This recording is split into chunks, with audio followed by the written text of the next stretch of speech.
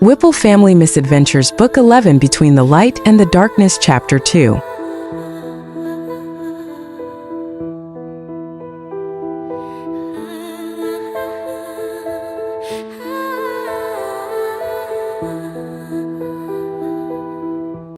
Shadow squinted at the figure before him, calling out the number sequences the scientists had called him. It was hard to make them out, as they clearly were not actually there, only a projection and obviously from extremely far away, as the image was shoddy, dark and fuzzy. The few details he could make out: this person was around his size, had a long forked tail that swished back and forth behind them and had what looked like dark skin with some kind of markings. Whatever they were, it wasn't a hedgehog. You're alive. I don't believe it. They thought you were dead. Confusing. Shadow wasn't sure if he wanted to talk to this stranger or not. He wasn't sure who this they were talking about was, but he wasn't sure if it was a good idea that people knew he was alive. When it became clear they were waiting for a response, he gave a small nod. The person's voice became excited, sounding similar to Silver did when he started yammering about plants. How did you survive? I heard about what happened on the Ark. No one ever came back, and when he searched for your life signs, you were gone. He thought the soldiers came to kill you. Shadow only blinked. Whatever it was frowned at him in concern. You can talk and understand me, right? I heard you're really smart. Slowly he nodded once. Okay, good. Listen, I have to go, but I'm so glad you're alive. We have so much to talk about. The figure suddenly came closer and held up one hand. Right away, Shadow noticed they didn't have 5 fingers like he did. He attempted to flinch away from them but wasn't quick enough, and the projection of their hand passed through him. There. I'm too far away to connect you to the hive mind, but we can talk. Okay, Shadow? He only stared back, not understanding. Okay, bye. Just as fast, whatever it was disappeared and he was back in the woods. The tall oak trees towered over him once again, the sun shining through the branches. Shadow looked around in confusion. Sonic? Silver? He turned in a circle searching for either, but they were gone. Frowning, he just started to walk back in the direction of home, thinking about how strange that was and what a weird creature he had just encountered. It didn't seem like whatever they were was dangerous, but it was rather odd. He didn't know if it was from the planet the other 2 hedgehogs were from or not. That would have been helpful to know. He could remember that both Silver and Sonic had mentioned other species besides hedgehogs that lived on that planet, but he couldn't remember any specifics. Even so, whatever that had been so weird looking. What's weird looking? The same voice suddenly asked. Nearly jumping out of his skin, Shadow stopped and looked around frantically in an attempt to locate the person again, only to realize that he was alone and the voice had come from inside his own mind. What are you? How? I already told you, so we can talk more. It's too much energy for me to reach out physically, but I made a mental connection. Get out of my head. The idea that even his thoughts were no longer private, that someone would be listening in on those, was terrible. At that moment, Shadow wanted to reach inside through his ear and rip them out as hard as he could. Instantly, he felt the connection break, like they were withdrawing. And then there was only silence, minus the birds singing in the trees above him. Shaken, Shadow stood there for a moment before he swallowed deeply and kept going. Hours later, sitting alone in the house, Shadow couldn't stop thinking about that person and wondered if that connection they made with him was still there or not. If they had truly left or had just backed off. For some strange reason, both Silver and his dad weren't here and they weren't coming back, even though it was dark out and was getting late. He wasn't sure what to do, so just sat on the couch and waited, Netflix playing in the background so he wasn't sitting in silence. As his mind drifted back to that strange occurrence from earlier, and decided to see if they had actually left or not. Hello? Are you there? He mentally whispered, unsure of what to say. After a few moments he heard tentative breathing. Yes, did I scare you earlier? I didn't mean to. I thought you understood what I was doing. No. Oh, sorry. It's okay to talk to me though. I can't bite you from this distance. Besides, I've been looking for you for a while. I wanted to know if you were actually dead or not. I'm just like you, and there's not too many of us. For some odd reason that made Shadow relax. It was strange, he was never comfortable around strangers, but talking to this person didn't seem so horrible anymore. And the part about being just like him was surprising, as it seemed like there was no one else like him. You are. Who are you? What are you doing on that planet? Isn't it full of humans? Yes, I live here with my brother and dad. He's a human. My dad is. My brother is another hedgehog. There was a long pause. Your dad.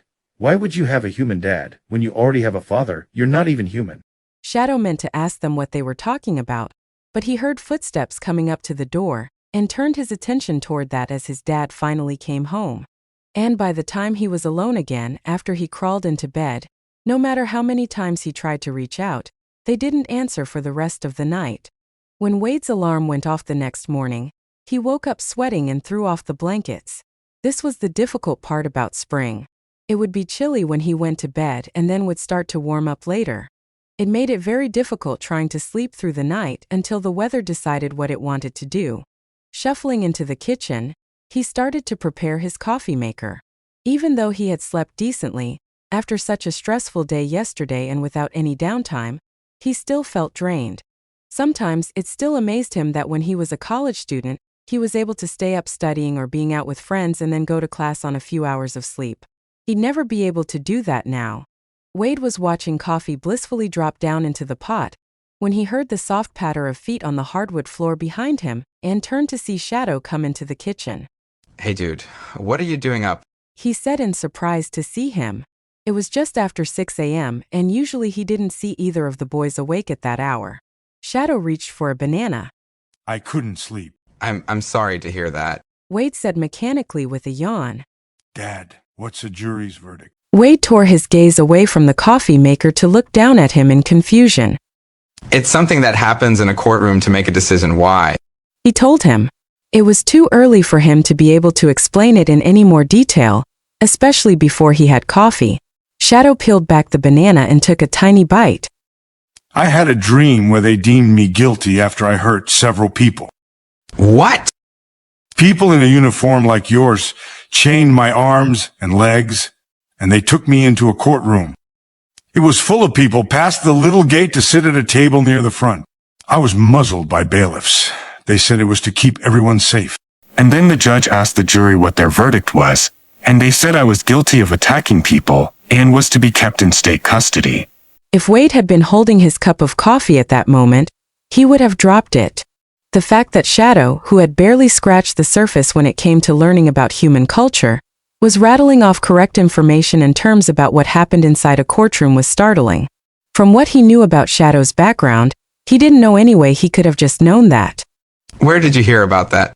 In my dream. I mean, you had to have heard that before. He thought for a few moments trying to figure out how that could have happened. Did you see a movie where a character did that? It's okay to tell me, even if you weren't supposed to be watching it. Shadow only shook his head. I didn't see it anywhere. Just in my dream. But it didn't seem like a dream. It felt real. Extremely real. Is that going to happen if I hurt anyone? No, it's not going to. Don't worry. He said, gently stroking the top of his quills. I do want to hear more about that person you talked to yesterday. I don't know who it was. Although they did say it was weird that you're my dad since you're human, and I'm not. Seeing the coffee pot was full, Wade poured himself a cup of coffee and reached for a banana of his own. Well, that's none of their business. He inhaled the delicious aroma and then took that wonderful first sip. It's no one's business but ours. People are always going to be looking for something to criticize. Shadow followed him back out to the living room. My ankle's hurting. That made Wade freeze. The injured one. When the dark hedgehog nodded, Wade took a deep breath. He hadn't said anything about it hurting or had actually limped for weeks. He had thought he had finally gotten over it. The fact that it was acting up now. Okay, I'll get you some medicine. As soon as Wade got a sugar pill and gave it to him, he noticed the time and took another large gulp of coffee. He was going to be late for work if he didn't get a move on, and he still needed to get Silver back home. You want to wait out here for her or go back to bed? Bed. But can you turn the hall light on? Shut the bedroom door, but leave that light on. Wade nodded, trying not to show how much that worried him. Shadow had never asked for that before. Okay, I will. He watched as the dark hedgehog trooped back into his room and made sure the hall light was on before he went to shave and get dressed. So, where did you go yesterday? Silver asked curiously later that afternoon, as their dad had taken them in the car with him to run some errands after he got off work. Shadow stared out the window, watching the houses go by. He had thought he missed his brother when he was gone, but now he wished for peace and quiet again. I didn't go anywhere. I said someone talked to me. And then when they left, you guys were gone. It must have happened after you spin-dashed away. I didn't go that far. When we turned around, you were gone. And Sonic looked all over the area for you. Shadow turned back toward him. Well, I did not move, so it was you who left. No, it wasn't. All right, that's enough, both of you. It's not worth arguing about. What matters is in the future. Both of you need to stick together and not leave each other alone. But I didn't. We don't need to argue about it. Shadow sat back and crossed his arms, still feeling annoyed. It hadn't been his fault what happened. If I had my own phone, I could have just called and then everything would have been resolved really fast yesterday. Maybe, but then you both would have unlimited access to the internet, and I don't think either of you are ready for that. The internet is not a safe place for kids, not to mention phones are a lot of money. So that's not happening, at least not right now. Growling under his breath, Shadow glared at the back of the seat in front of him. That voice suddenly rang out in his mind. What's wrong? He's not listening to me, and he never gets us what we want. Who? My dad. He won't let me or my brother have a cell phone. There was a brief pause. And this is the dad, the human. Yeah, he is. Shadow could almost hear a change in tone to a more haughty one.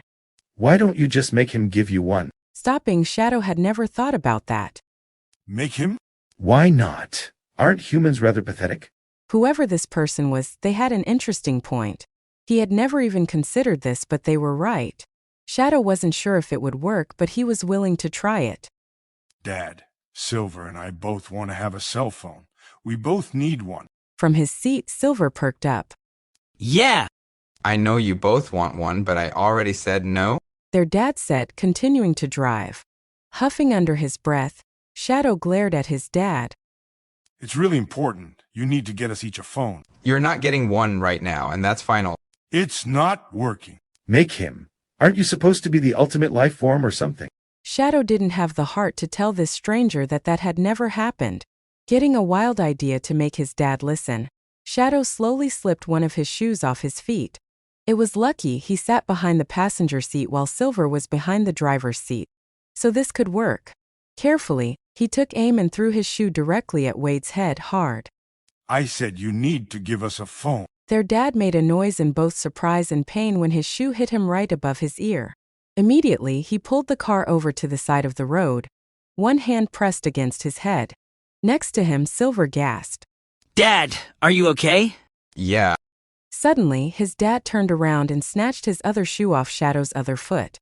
Shadow, you do not throw your shoes at me, especially when I'm driving. I don't care how upset you are, that is not okay. Trying to grab it back but failed, Shadow's eyes got large. That's mine. Not if you're going to throw it at me. His dad said, tossing his other shoe into the passenger seat, far out of his reach. Now angry, Shadow struggled against the straps of his car seat. It didn't work. And he took my shoe away from me. Do exactly as I say. The voice instructed. Listening, Shadow repeated what the voice told him without stopping to think about it. Give me back my shoes or I'm going to rip your head off and eat it. He snarled. Instead of engaging, his dad was still for a moment. In the long silence that followed, Shadow realized what he had just said and a horrible feeling of guilt come over him. Silver, for his part, didn't say a word, just gazed at him like he had never seen him before. And then his dad turned and gave him a quick, sharp look before he started driving again. No one said anything until they got home and pulled into the garage. Shadow, go to your room and wait for me there. Their dad ordered, a stern tone in his voice that either of them rarely heard. Getting out of the car in only his socks, Shadow slunk off without a word. This is all your fault. You got me into trouble. He thought miserably as he sat down onto the green blanket on his bed and pulled his knees up toward his chest. The voice didn't respond. A few minutes later, his dad tapped softly at the door and then opened it. The darker hedgehog attempted to look up at him but found he couldn't and instead focused on the carpet. This felt like a massive trap he had been led into and then left to fend for himself. What is going on? The darker hedgehog didn't answer because he didn't know. The anger that took hold of him when back in the car had been sudden, and he had no idea where it had come from. Then just as fast, it was gone, leaving him feeling terrible from his actions. What you said and did today was absolutely not okay. You do not say stuff like that. His dad finally said, when he had waited long enough for a response. To me or anyone else. And you don't throw things at someone when you're upset. Where did you hear that from? On TV? Shadow continued stared at the ground, wondering what he would say if he told him the truth. Someone told it to me. Who was it? I don't know. His dad scowled. Well, next time I suggest you think very hard about repeating what others tell you. Now, do you want to tell me what you're upset about? Because this isn't like you at all. The darker hedgehog didn't even know how to begin to answer that question. His dad gazed at him for a long moment. No? Okay, then I have no choice but to believe this is because you're obviously very tired and need to go to bed early. You're going to eat dinner. Brush your teeth and fur and go straight to bed. Shadow looked up. But it's not even dark yet. It's too early to go to sleep. And you said we could watch that movie tonight. That's not fair. You'll have to see it another time. And then you'll have plenty of time to reflect on why you don't say things like that or throw stuff at people. His dad said and stood up. Dinner will be ready in a bit. You can have your shoes back tomorrow. Laying in bed a while later, Shadow couldn't sleep. It was way too early, still light outside the window. He had tried to drag dinner out by eating as slow as possible, but his dad had seen through that. Miserable, he turned over on his side one way and then the other. Usually he was alright dealing with boredom, but now it wasn't much fun. As he thought back over the day's events, he didn't understand why he had done and said the things he had. It had made sense at the time, but now it just felt unnatural. He heard Silver laughing out in the living room and couldn't help it. Slowly, he climbed out of his bed and went to the door and peered out. He couldn't quite see what they were doing because of the angle, but it was clear Wade was playing with Silver and was enjoying it. Even though Shadow had never joined in, he had been shocked the first time Wade had gotten on his hands and knees to pull something out from under the couch and Silver pounced on him. It still sounded fun. You silly goofball. His dad said, affection in his voice. This was followed by his brother giggling. What are you doing? It made Shadow's chest hurt. He didn't want to be laying in bed bored and lonely, he wanted to be out there. Slowly, he came out into the hall and made his way closer to them. His dad always talked about giving an apology. That was what he needed to do to make this better. Suddenly his brother stopped laughing and his dad peered around the corner. Do you need something? Sniffling, Shadow just looked back at him, hoping his dad would realize that he needed to be welcomed back and not shunned. I'm sorry, Dad. I accept your apology, but you're still going back to bed right now. It was even worse than when the scientist ignored him or his cries of pain when he had been a very young hoglet, because he knew they didn't love or care about him. This was so much worse. Slowly, Shadow turned back and went back to his bed, flopping face down onto the pillows, motionless for a long time. It wasn't fair. Why are you always sad? Are you okay? No. Shadow yelled inside his mind, furious that this person dared talk to him after what they had done. You got me into trouble. A lot of trouble. Now he's mad at me. The voice made a sympathetic noise. I wasn't trying to do that. I was trying to help you. I thought you wanted my help. Well, you didn't help me. Almost immediately, his anger drained away, realizing the fault was entirely his own. I did. It's just... Did he punish you? Shadow sniffed, trying to hold back the waves of emotion he was feeling. Yeah, he did. Wouldn't expect anything less from a pathetic human. I've never met one, but I've never heard anything good about them. You think he's doing this because he dislikes you? No, he's never said that. He's always said that he loves us. But he sent me away, and I can't go out, and he's playing with my brother and ignoring me. Because you're different. Sounds like he likes your brother a lot more than you. Also, everything I've heard from you sounds like you dislike being in this situation. Covering his eyes while he thought, Shadow wasn't sure what to say to that, but it made sense. Everything they said was true. This was only happening because of how different he was, and Wade didn't like that. Maybe he had always been like this, wanting him to be better like Silver and not his usual horrible self. Shadow was about to ask that person something when he heard footsteps and pulled the blanket over his head as he heard his dad come into the room. All right, buddy, pick out one comic to read, and then it's time for bed. For a moment, the darker hedgehog hoped that his dad was talking to him, only to realize he was talking to Silver instead. Shadow, you want to come read with us? The darker hedgehog didn't move. Okay. From his spot under his blankets, Shadow listened anyway, but his mind was full of what that stranger he had met had told him. What if he was right? What if Wade didn't like him anymore and was getting sick of him and his problems? It made sense that he would like Silver a lot more. His brother didn't cause so much trouble and was a lot more agreeable and wanted to be hugged and cuddled more. When his dad finished, he heard the sounds of his brother getting up onto the top bunk and settling down. Good night, sweetheart. I love you. A few moments later, his hand lightly brushed over the blankets on Shadow. I love you too. Their dad said, and then the light shut off. It sounded like an afterthought. Huddled there, Shadow could only wonder as doubt crept in like a weed and slowly took hold.